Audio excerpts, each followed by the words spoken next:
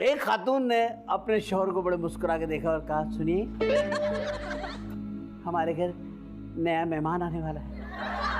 ओए ओए ओए, शौहर तो पागल हो गया, फोन किया दोस्तों, हेलो मैं मिठाई लेके आ जा भाई, समझा कर। बीवी ने कहा मिठाई क्यों मंगा रहे? बोले तुमने तो कहा नए मेहमान वाले हैं। बोले हाँ, कल अम्मी आने वाली।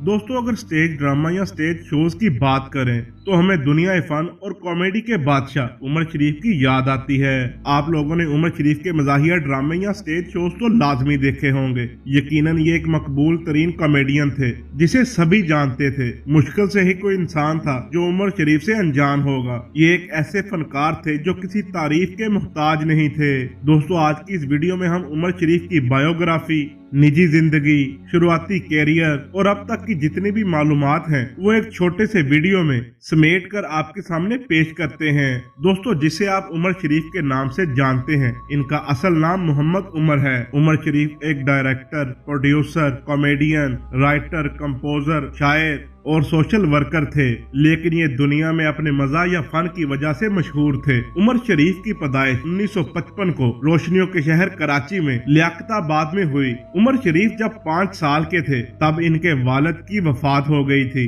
उमर शरीफ को बचपन से ही कंपोजिंग और एक्टिंग का बहुत शौक था। ये एक मिडिल क्लास फैमिली से ताल्लुक रखते थे। दोस्तों, आपको ये बात जानकर हैरानगी होगी कि बचपन में जब भी इनके घर वाले इनको पैसे देकर मार्केट भेजते थे तो ये उन पैसों से सिनेमा में जाकर फिल्में देखते थे और इन्हीं हरकतों की वजह से कई बार इनको घर वालों से मार भी पड़ी। लेकिन जब भी इनके पास पैसे होते थे ये फिल्में देखते थे। सन 1965 में एक फिल्म रिलीज हुई थी जिसका नाम था चंगेज खान। इस फिल्म में अमेरिकन एक्टर उमर शरीफ ने अदाकारी की थी और मोहम्मद उमर भी फिल्म देखने थिएटर गए थे।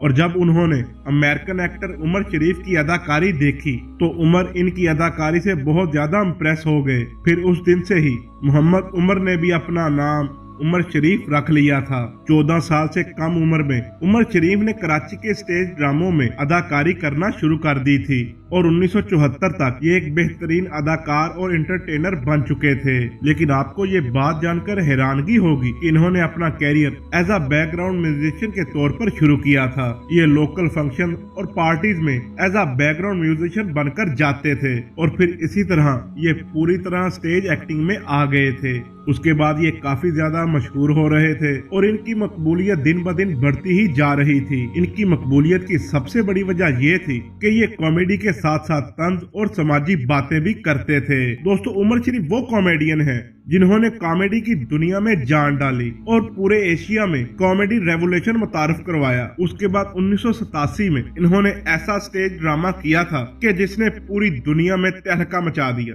उस स्टेज ड्रामे का नाम था बकरा किस्तों पे और यही वो ड्रामा था जिसने उमर शरीफ को बैनुल अक़वामी सतह पर एक बेहतरीन कॉमेडियन बना दिया था। जिसके बाद साउथ एशिया के लोग उमर शरीफ को किंग ऑफ कॉमेडियन के तौर पर पुकारते थे। दोस्तों, आपको ये बात जानकर हैरानगी होगी कि पाकिस्तान में पहले स्टेज ड्रामे रिकॉर्ड नहीं होते थे, लेकिन जब उमर शरीफ का जमाना आया तो उमर शरीफ ने ही स्टेज ड्रामों की वीडियो रिकॉर्ड करवाना शुरू करवाई थी। नाज़रीन, बहुत सी इंडियन फिल्म्स में उमर शरीफ के डायलॉग को कॉपी किया गया है और मारूफ फिल्म दबंग का गाना मुन्नी बदनाम भी उमर शरीफ के एक स्टेज शो का अनऑफिशियल रीमेक है। उमर शरीफ ने 35 से ज्यादा मुल्कों में अपनी कॉमेडी के जलवे दिखाए हैं। उमर शरीफ ने अपनी जिंदगी में बहुत सारे स्टेज शोज डायरेक्ट और प्रोड्यूस भी किए हैं और उसके साथ साथ ये मुसन्नफ होने के फराइज भी निभाते थे और इन्होंने बहुत सारी पाकिस्तानी फिल्मों में अदाकारी भी की है। लेकिन इन्होंने कभी भी इंडिया में न किसी फिल्म में न किसी ड्रामे में काम किया।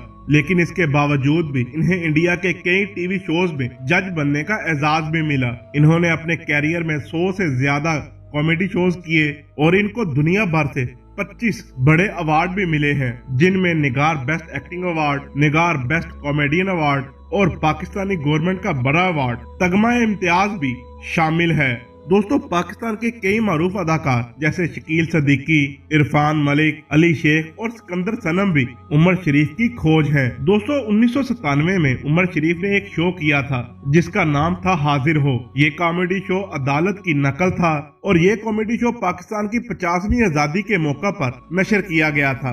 इस शो में हर आदमी को उमर शरीफ ने कटहरे में बुलाकर पूछा कि तुमने 50 साल में पाकिस्तान के लिए क्या किया। तो इस शो पर वकला ने बहुत बड़ा केस बना लिया था। काफी वक्त तक उमर शरीफ के ऊपर ये केस चलता रहा, लेकिन आखिरकार उमर शरीफ ने इस शो को सिर्फ कॉमेडी साबित करके और अदालत से माफी मांगकर खुद को इस केस से आजाद करवा लिया था। उमर शरीफ ने 2006 में अवाम की खिदमत के लिए एक वेलफेयर ट्रस्ट भी बनाई थी, जिसका नाम है उमर शरीफ वेलफेयर ट्रस्ट माँ हॉस्पिटल, जिसमें आज भी लाखों लोगों का इलाज होता है। ये एक अच्छे अदाकार और कॉमेडियन होने के साथ साथ एक बहुत अच्छे इंसान भी थे। अल्लाह रब्बुल इज्जत से दुआ है कि अल्लाह पाक इनकी मग़फ़िरत फरमाए और इनकी आखिरी मंजिलें आसान फरमाए। अल्लाह पाक हम सब को खात्मा ईमान नसीब फरमाए। दोस्तों, आज की वीडियो में इतना ही। आप देख रहे हैं उर्दू फन टीवी। मिलते हैं किसी अगली वीडियो में, तब तक के लिए अल्लाह हाफिज।